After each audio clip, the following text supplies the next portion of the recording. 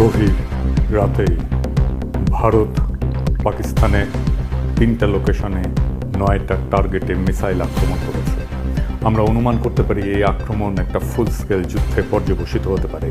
Pakistan army 2টা ভারতীয় jet ভূপাতিত করেছে। ভারতের মিসাইল আক্রমণে পাকিস্তানের 3জন নাগরিক নিহত হয়েছে, যার মধ্যে একজন শিশু। এই প্রসঙ্গে বহুল আলোচিত গাজওয়াতুল হিন্দ নিয়ে আমরা আজকে কথা বলবো।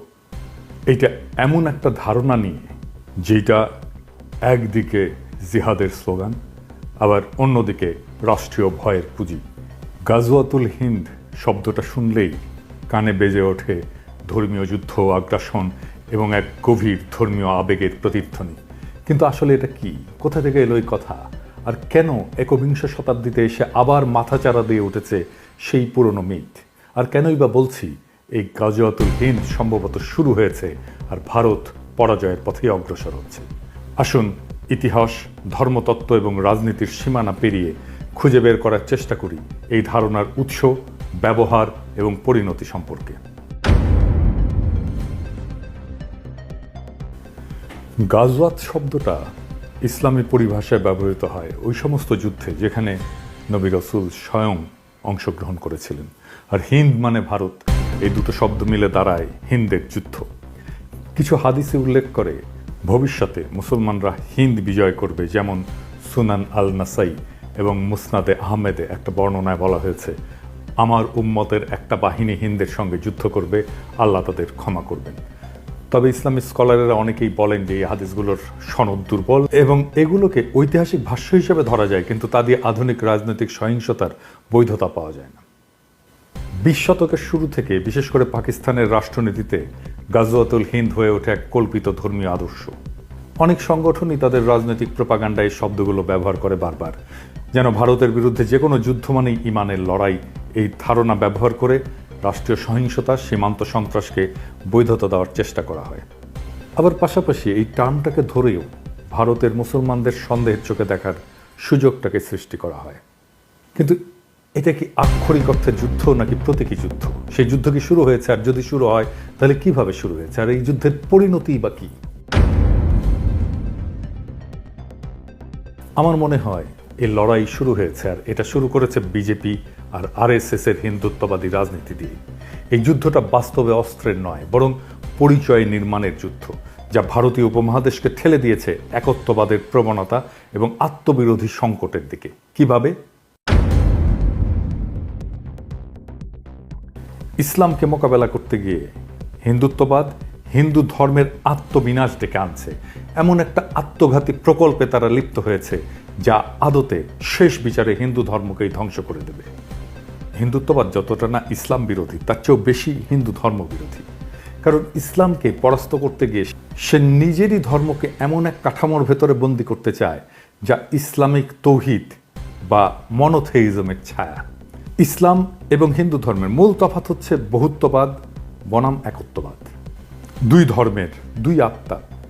ইসলাম জন্ম থেকে একত্ববাদী এবং তার ইমানের কেন্দ্রে এক এবং অদ্বিতীয় আল্লাহর ধারণা। হিন্দু ধর্ম ঠিক তার উল্টো, সে দাঁড়িয়ে আছে বহুপদ, বহুদেব, বহু সাধনার উপরে। তন্ত্র, যোগ, শাক্ত, বৈষ্ণব, শৈব, অদ্বৈত, এক একটা ধারা, এক একটা জগৎ। ভগবদ গীতায় কৃষ্ণ বলেছেন যে যে যেভাবে আমাকে চায় আমি সেভাবেই তার কাছে ধরা দিই। এই কথাটাই হিন্দু ধর্মের বহুত্ববাদী হৃদয়। কিন্তু হিন্দুত্ববাদ ইসলামকে পরাস্ত করতে গিয়ে ইসলামিক কাঠামো গ্রহণ করে ফেলে। হিন্দুত্ববাদের মূল সমস্যা হলো এটা ইসলাম বা খ্রিস্টান মতবাদকে প্রতিযোগী ভাবতে গিয়ে তাদের কাঠামোকে নিজের অস্ত্র বানাতে চায়। যেমন এক জাতি, এক ভাষা, এক পরিচয়, এক সংস্কৃতি। এ সমস্ত ধারণা ইসলামী উম্মাহ বা খ্রিস্টান নেশন স্টেটের ধারণার কাছাকাছি। হিন্দুদের মাঝে ঐক্য প্রতিষ্ঠা করতে গিয়ে সে এক দেবতা, এক আচার, এক ভাষার সন্ধান করে।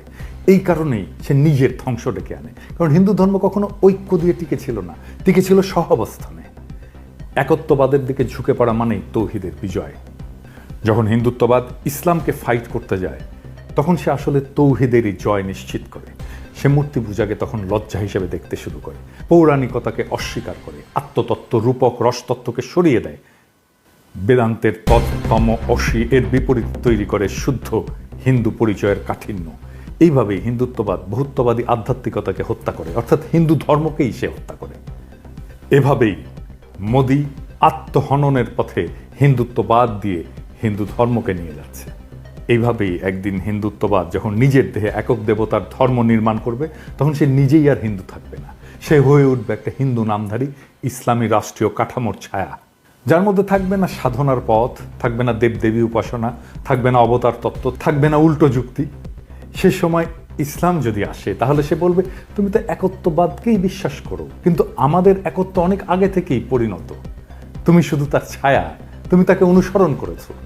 এই ছায়া যখন আত্মার আর আশ্রয় দিতে পারে না, তখন মানুষ মূল উৎসের দিকে ফিরে যায়। তখন তৌহিদ শুধু জয়ী হয় না, হিন্দুত্ব নিজেই তাকে তার মঞ্চ প্রস্তুত করে দেয়। তাই গাজওয়াতুল হিন্দ কোনো বাহ্যিক যুদ্ধ নয়, এটা ভারতীয় পরিচয়ের মধ্যে এমন এক আত্মঘাতী দ্বন্দ্ব, যেখানে এক ধর্ম অন্য ধর্মকে মোকাবেলা করতে গিয়ে নিজেকেই তাকে রূপান্তর করে ফেলে। হিন্দুত্ব ইসলামকে হারাতে গিয়ে ইসলামিক কাঠামোকে গ্রহণ করে। এটাই আত্মহনন, এটাই ইতিহাসের সবচেয়ে বড় পরাজয়, যেখানে তুমি যেত না, বরং তোমাকে হারিয়ে অন্য কেউ তোমার জায়গায় দাঁড়িয়ে যায়। আমি যখন রেকর্ড করছি তখন ফ্রান্সে গভীর রাত, ঘড়ির কাঁটা থমকে নেই, কিন্তু সময় থমকে গেছে। ভারত পাকিস্তানের সীমান্তে যুদ্ধের দামামা, আলো নয় কেবল ধোঁয়া। পাকিস্তান দাবি করেছে ভারতের হামলায় নিহত হয়েছে 3 জন নিরস্ত্র মানুষ, একজন শিশু যার হাতে ছিল খেলনা, কোনো বন্দুক না। এটাই কি সেই যুদ্ধ যেটা বহুদিন ধরে গল্পে ছিল, হাদিসে ছিল, প্রপাগান্ডায় ছিল? গাজওয়াতুল হিন্দ, যার কথা একদা বলা হতো একদিন হবে, সেই যুদ্ধ কি আজকে শুরু হলো? নাকি আমরা অনেক আগেই চুপচাপ নিজের ভেতরে সেই যুদ্ধ শুরু করে ফেলেছি? বিজেপি RSS যখন হিন্দু রাষ্ট্র গড়ার নাম করে হিন্দু ধর্মের বহুত্ববাদকে খরচা করে ফেলে, তখন তারা ইসলামকে হারাতে গিয়ে তৌহিদের কাঠামো নিজের ধর্মে বসিয়ে দেয়। আর এভাবেই গাজওয়াতুল হিন্দ কোনো মুসলিম বাহিনীর হাতে নয়, হিন্দুত্ববাদের হাতে ভারতের ভেতরেই শুরু হয়ে যায়। এখন যারা বলবে ভারত জিতেছে, তারা হয়তো মৃতদেহ গুনছে না, কারণ এই যুদ্ধে পরাজয় মানে শুধু শত্রুর জয় নয়, নিজের পরিচয় হারিয়ে ফেলা, নিজের আধ্যাত্মিকতাকে পোড়ানো, নিজের ধর্মকে কাঠিন্যে মুড়ে দেওয়া। হিন্দুত্ব যখন অদ্বৈতবাদ দিয়ে এক পথে হাঁটতে চায়, তখন সে নিজেই নিজের সমস্ত পথ হারায়। আর তখন ইসলাম আসলে আর কিছু করেও না, সে শুধু দাঁড়িয়ে থাকা দেখে কিভাবে তার প্রতিদ্বন্দ্বী নিজেকেই প্রতিলিপি করে ফেলে। এই যুদ্ধের শেষে কি থাকবে? ভবিষ্যৎ হয়তো বলবে এই অঞ্চলে একদিন এমন এক ধর্ম ছিল যার নাম হিন্দু ধর্ম, যার অসংখ্য পথ ছিল, দেবতা ছিল, রূপক ছিল, নারী শক্তির পূজা ছিল, কিন্তু সে নিজেই নিজের শরীর পোড়ায় হিন্দু রাষ্ট্র নামের যজ্ঞকুণ্ডে। এই হলো গাজওয়াতুল হিন্দ, যেখানে শত্রু বাইরের কেউ নয়, শত্রু হয়ে ওঠে নিজের ভেতরের ভয়, প্রতিক্রিয়া আর পরিচয়হীনতা। এই হলো সেই সাংস্কৃতিক সুইসাইড, যার শেষে আর ধর্ম থাকে না, থাকে শুধু রাষ্ট্র। আর সেই রাষ্ট্রে মানুষও থাকবে না, থাকবে শুধু বিজয় লিখে রাখা এক শূন্যতা, এক ঐতিহাসিক পরাজয়, যার শুরুটা ভারতের হিন্দুত্ববাদীদের হাতে, যারা হিন্দু ধর্মকে বিজয়ী করতে গিয়ে আখেরে তার নিজের ধর্মকেই পরাজিত